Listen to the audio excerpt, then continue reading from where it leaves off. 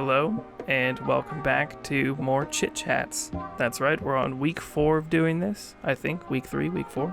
I'm not sure, but I'm back. It's evening when I'm recording this. I'm going to probably upload this tomorrow morning, or do like an automatic upload thing. So I've been sick all weekend and just haven't been able to get to it, and finally starting to feel better. Got myself a tea, and I'm ready to talk about artwork and how we can all do it more and better.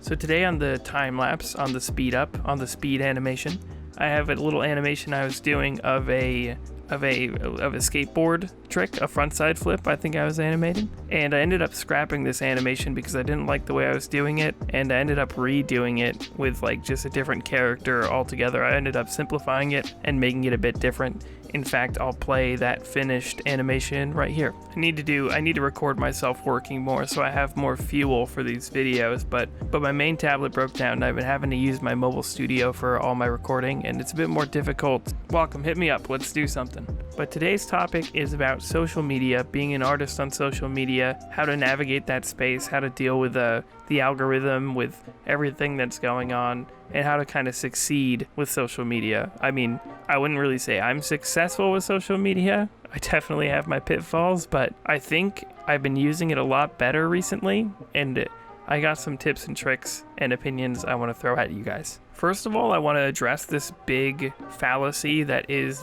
keeping up with the algorithm. I don't think it's necessary for artists to keep up with the algorithm. I think there is a argument to be made about keeping up with the algorithm, like posting every day and stuff. And I think that's just better for some artists than other. If you're that kind of artist that can post every day, then you should. But you shouldn't change who you are to become a everyday poster. My big opinion is that if you make something really good that resonates with people or something that's worth seeing, I think people will find it, and I think people will eventually find you, even if you don't keep up with the algorithm. I've never been the kind of artist to keep up with the algorithm. I'm an animator, but slowly throughout the years, I've been growing my audience on social media. I'm not like wildly successful, but I do think if I just keep up at the pace I'm keeping up at, I'm gonna be just fine, and I'm gonna get a good sized following eventually, hopefully, as long as I keep it up. And that's pretty much all I think. As long as you don't just disappear from social media completely and you post art like once a week or a month, and you're chatting there in between, and you're reposting other people's artwork, and you're engaging with the art community, and I think you're gonna be just fine.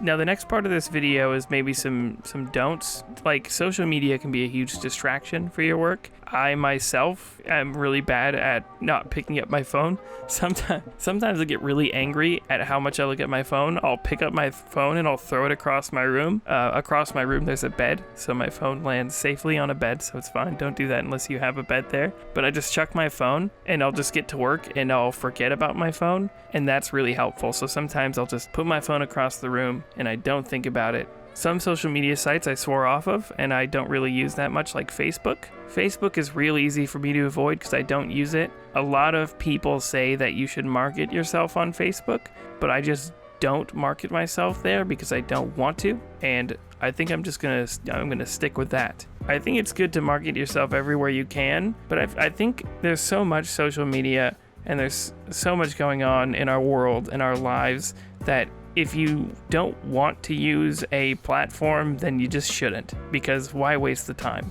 Another thing that can eat up our time and also our feed and everything else is engaging with like non-art related stuff, whether you get really into discussions and arguments or other things like that on Twitter or whatever.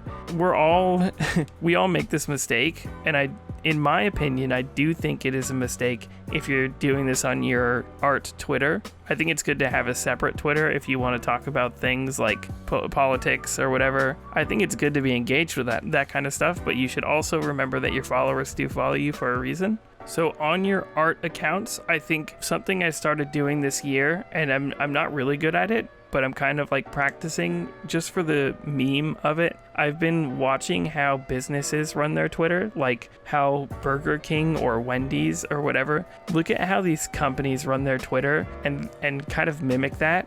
And I know that sounds really weird, but I think social media should be a tool for artists. And I think if we look at how these companies use social media, I think we can replicate that and make ourselves more successful on Twitter or all social media. I mainly use Twitter, so I say Twitter a lot, but all social media. So mainly I post art and I reblog art and I comment on my friends' art or maybe like an occasional joke with my friends here or there. But I try to keep my social media professional, and I do mean try, because I definitely will slip up and get involved in some sort of stuff, but it's not good. It's never a good time when I accidentally do something non-art related on my business social media.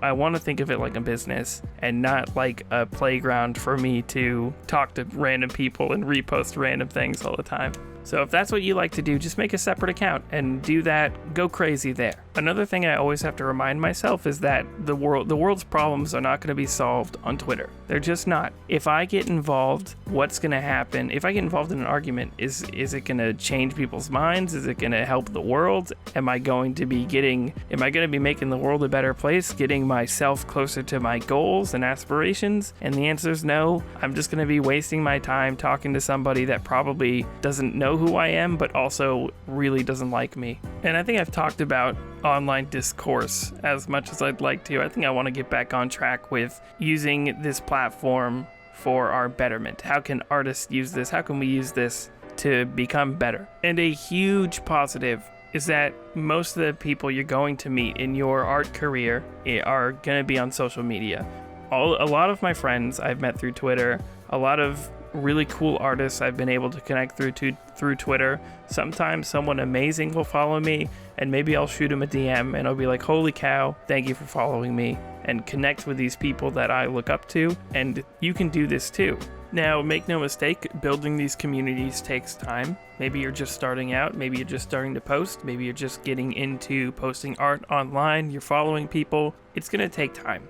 A lot of people always ask how you can meet other artists online, and the best thing you can do is to just keep posting your work. And I know that sounds weird, but just keep posting your work, keep sharing other people's work, and eventually there will be a synergy that happens, and someone will follow you or share your work, and that's an invitation to reach out to them if you would like to. I've reached out to other artists that have followed me, and other artists have reached out to me after I follow them, and that just kind of happens. And you got to remember not to be scared of this, because we're all social creatures and we all want to talk about what we love, and we all want to be around people that are a lot like we are. If you think you can see that in somebody else, never be afraid to reach out to them or ask them for advice or share your work with them, because we all enjoy to do that. It's really big on Twitter and Instagram, where people will post about how they really want to message other artists, but they're too scared to. And I think this is a hump that you have to get over.